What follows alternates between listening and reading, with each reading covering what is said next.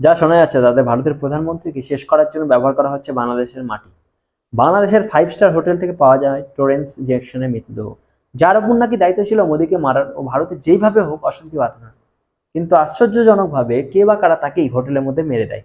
ভারত বিরোধী কাজ করার পরও ভারত আজ পর্যন্ত বাংলাদেশকে বিপদে আপদে সব রকম সাহায্য করে যাচ্ছে। এবার সময় এসেছে ওদেরকে উচিত শিক্ষা দেওয়ার। ভারতের উন্নতি অনেক বড় বড় দেশের হাতে কাটা হয়ে দাঁড়িয়েছে। ভারতের প্রধানমন্ত্রীর ফ্যান ফলোয়ার বেড়েই চলছে। অনেক দেশ ভারতের সংস্কৃতি আপন করে নিচ্ছে, যা সম্ভব হয়েছে মোদী আসার পর থেকে। আর সেখানে পৃথিবীর বুকে একচেটিয়া দাঁড়াগড়ি করা দেশগুলোর প্যান ঢিলা হয়ে যাচ্ছে। তাই তারা আজ মোদীকে দুনিয়া থেকে সরিয়ে দিতে চাইছে, তাতে সাহায্য করছে আমাদের পাশের বাপ ছেলের দল। এখনো সময় আছে, এদের বীজ দাঁত ভেঙে দিন।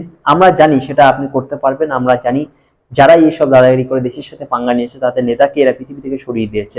এবার আর সেটা হবে না, আর তার নমুনা ওরা টের পেয়ে গেছে। আর সেই জন্যই টরেন্স জ্যাকসনের মৃতদেহ চুপি চুপি সরিয়ে ফেললো, কাউকে কিছু জানতেই দিল না। আমরা ভারতীয়দের এখান থেকে খুব সাবধানে থাকতে হবে। শকুনের কুনজর আমাদের উপর আছে, এরা কখন কোন জায়গা দিয়ে আমাদের উপর আঘাত করবে সেটা বোঝা খুব মুশকিল। একটা ছোট্ট ঘটনা এক জাতীয় ইস্যু করে বিরাট আকার ধারণ করতে পারে। এর মধ্যে কয়েকবার চেষ্টাও হয়ে গেছে। আমাদের আশেপাশে ওরা একই কায়দায় ওদের বিরোধী সরকারকে ফেলে নিজের লোক বসে সক্ষম হয়ে গেছে। এইবার টার্গেট আমাদের দেশ। চোখ খুলে রাখুন, বিরোধীরা এমন করবে না যাদের দেশের ক্ষতি হয়।